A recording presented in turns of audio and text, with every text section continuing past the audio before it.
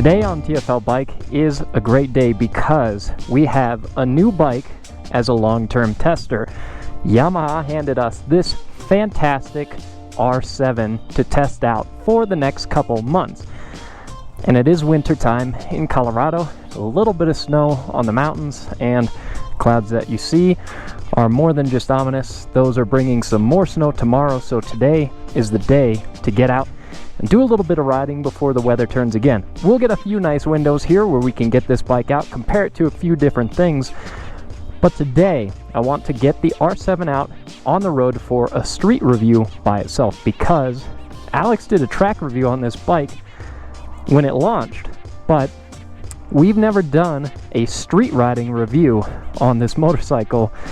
And Alex wanted me to do this review, and well, I also wanted to do this review because I'm not really a sport bike guy, but I think that this is the kind of sport bike that could potentially convert somebody like me. So before we get into too much of that, let's talk some of the basic facts about this bike. MSRP $9,200, so a reasonably affordable motorcycle. And this bike sports one of our favorite engines between Alex and I in any bike, period.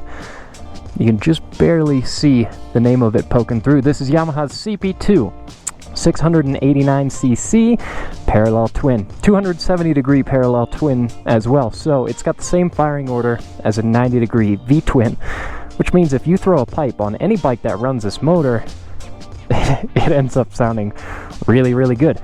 Yamaha doesn't publish any official power figures on this engine, but around about 72, 75 horsepower, somewhere in that realm. And they have a bunch of different bikes that run it.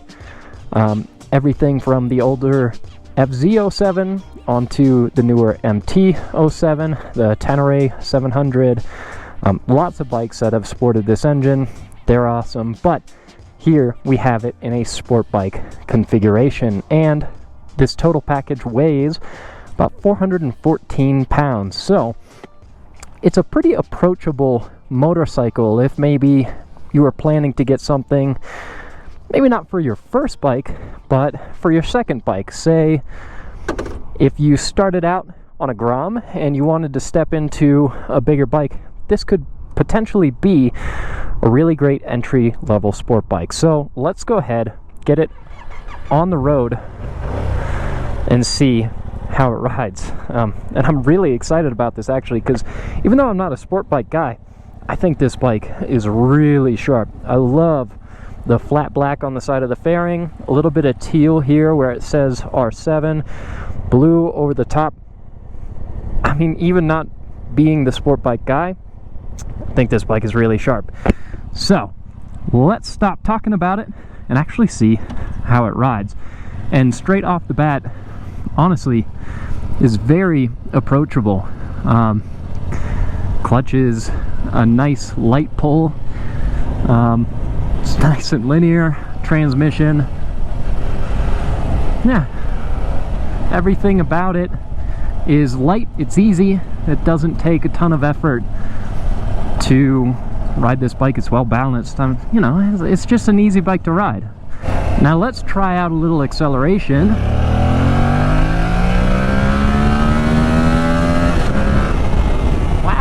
So it's pretty torquey, actually, even from down low, and it maintains good acceleration all the way through the rev range. I mean, I could have kept ringing it out a little bit more there.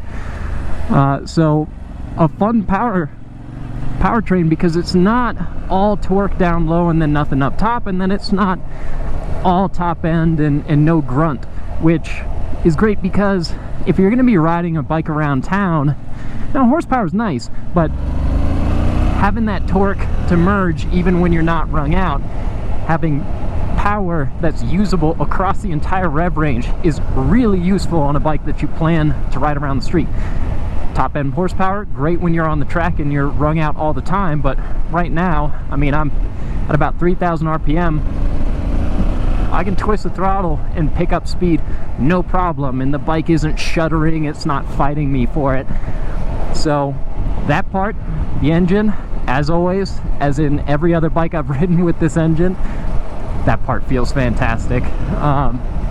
Yeah, and again, I mean, just back to the riding position, a little strange for me because this is a sport bike, so we're rocking clip-ons. The pegs are very high up along the body compared to what I'm used to, which is more naked bikes, cruisers, that kind of thing, scramblers. So it kind of feels like I'm riding the top half of this bike. It feels like there's a lot of motorcycle below where my feet are placed and that my legs are tucked very high up. But I mean, that comes with the territory. This is a sport bike, so you're gonna have a more aggressive riding position. And man, I just can't say enough how much I love this engine. The CP2 is fantastic, and its grunt, the great noise it makes, is definitely stifled right now by this factory exhaust. But man, if you were to open this up, oh, it would sound so fantastic. Now in terms of ride comfort, over these bumpy roads that we have here in Colorado, and make no mistake, they are bumpy, they are not the most comfortable, it's actually pretty good. It's definitely, you know, it's not soft, it's not cushy, but I'm not getting beat up over all the bumps here, so I would be happy riding this bike for a couple hours at a time without getting super uncomfortable. We've got some train tracks coming up here, so we can get a feel for how it feels over a slightly bigger bump at speed. And yeah, it's fine. This is a really well-tuned suspension. Now, if you want to see how this bike acts when it's being ridden hard and very fast, check out the track video that Alex did on the press launch of this, because they had a professional filming crew out there. They were riding the wheels off of these bikes on specialized, more aggressive tires, and I don't know what tire they were running then, but right now this bike has on it the factory equipped Bridgestone Battle Axe Hyper Sport, so a little less aggressive than what Alex had it on.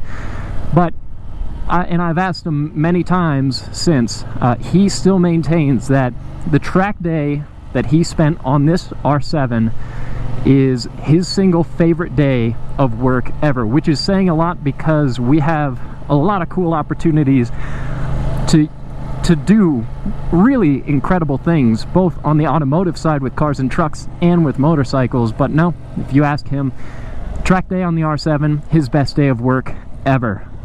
So obviously a bike that has a lot of potential to be a lot of fun when it's ridden hard. Oh, and again around town.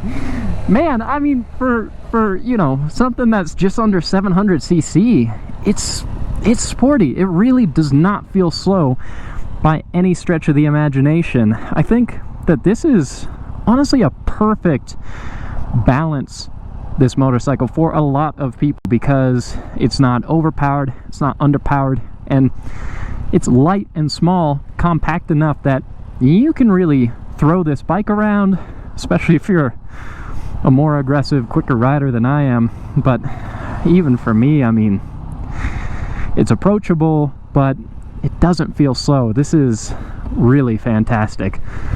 I'm enjoying every moment of being on this bike, and I'm hoping that we get some more nice warm days coming up here, because I would love to ride this to and from work a few times before we have to bring this back to California and back to Yamaha.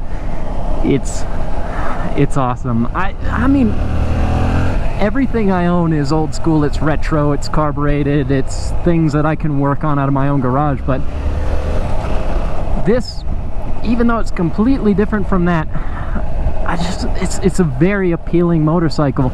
And when we got it back to the office, even before I had ridden it, I started thinking, man, I mean, I could sell a bike and get one of these, you know, $9,200 MSRP. That's not that bad. It's really not insanely expensive for what what all you get out of this bike. It's a phenomenal machine. So first, just quick impressions is chef's kiss. I absolutely love pretty much every bit of this bike that I've experienced so far. I know there's a lot of R6 purists out there that feel a little sore about this motorcycle because it's not the R6. And that's understandable.